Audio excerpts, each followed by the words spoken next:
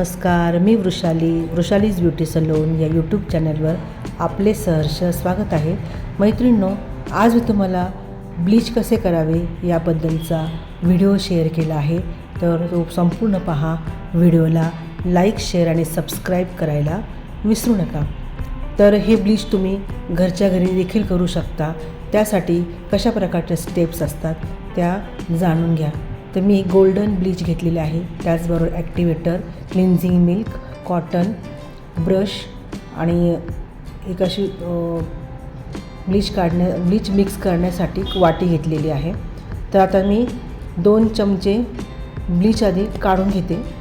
त्यामध्ये आता अगदी थोडेसे ॲक्टिवेटर टाकते, अगदी चिमूटभर म्हटले तरी चालेल असे ॲक्टिवेटर मी त्यात टाकले। आता ब्रशच्या साहाय्याने मी ते छान असे मिक्स करून घेते आहे। ॲक्टिवेटर आणि क्रीम व्यवस्थित मिक्स झाले पाहिजे। त्यानंतर क्लायंटचा आधी फेस मी ती पूर्ण क्लिन्झिंग करून घेणार आहे, पूर्ण क्लीन करून घेणार आहे। कुठल्या पण प्रॉडक्टचं ॲप्लिकेशन आपल्याला फेसवर जेव्हा करायचे असते त्याच्या आधी आपल्याला फेस पूर्णपणे क्लीन करणे खूप गरजेचे असते। आपल्या फेसवरती धूळ, माती किंवा मेकअपचे काही प्रॉडक्ट्स वगैरे लावलेले असतात ते पूर्ण आपल्याला काढून टाकायचे असतात आणि त्यानंतरच मग आपल्याला प्रॉडक्टचे ॲप्लिकेशन करायचे आहे। तर मी आता पूर्णपणे क्लिन्झिंग करून छान असा फेस क्लीन करून घेणार आहे। स्वच्छ पाण्याने तो व्यवस्थित परत पुसून घेणार आहे। तर तुम्ही पाहू शकता मी पूर्ण चेहरा असा छान क्लीन केलेला आहे।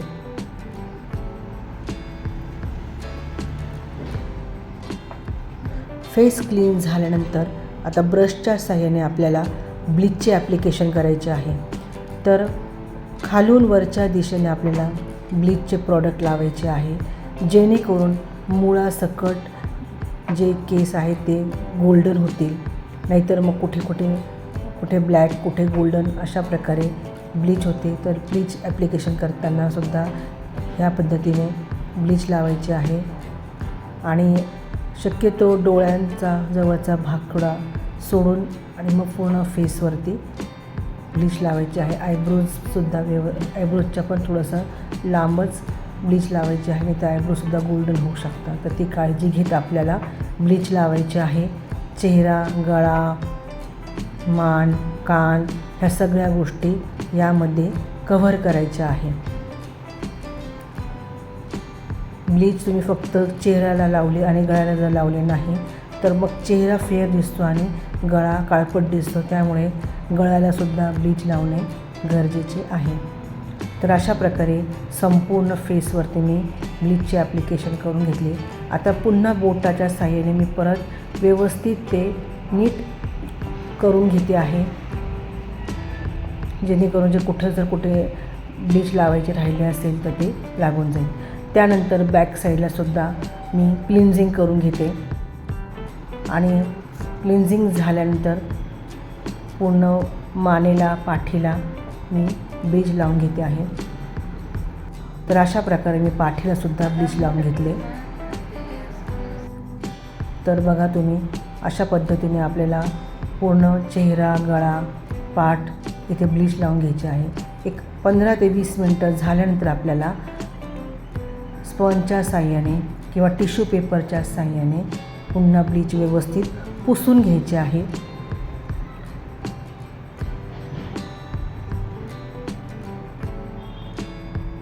पूर्ण चेहरा, गळा, मान, कान सगळीकडे व्यवस्थित जिथे जिथे आपण ब्लीच लावलेले आहे ते सर्व आपल्याला क्लीन करून घ्यायचे आहे।